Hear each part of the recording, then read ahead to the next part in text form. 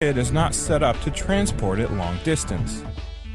Resources, particularly renewable resources, are not concentrated near places where there are industrial parks and cities. They happen to be located in the central part of the United States where there's a large wind resource, or in the southwest desert. What the smart grid will do is it will let us collect those renewable energy resources and deliver them to cities and homes and urban areas where they're needed.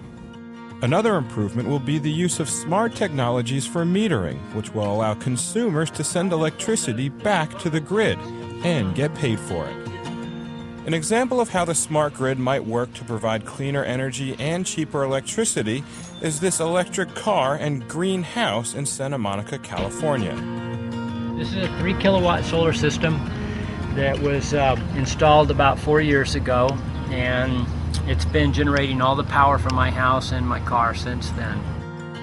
Mr. Scott buys power at night for 10 cents a kilowatt hour and then sells it back during the day for 40 cents per kilowatt hour. So it's a pretty good business deal. Economically, it pencils out really well.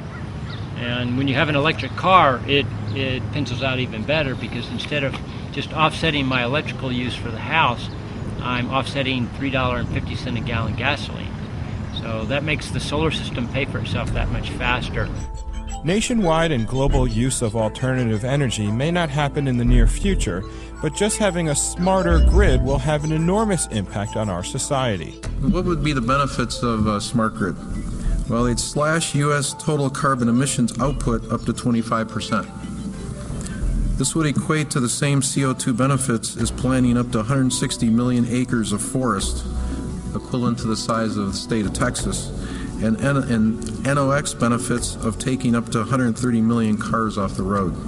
The U.S. Congress has shown its support for the smart grid in the Energy Independence and Security Act of 2007. However, implementing a new nationwide electric system will require major investments and cooperation by government, utilities, and consumers.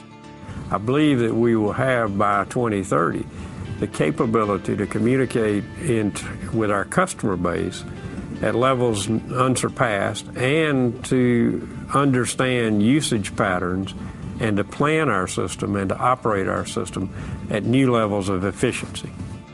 The smart grid will bring intelligence and standardization to the way energy is transmitted, distributed, managed, and kept secure, and it will enable consumers to manage their own energy usage.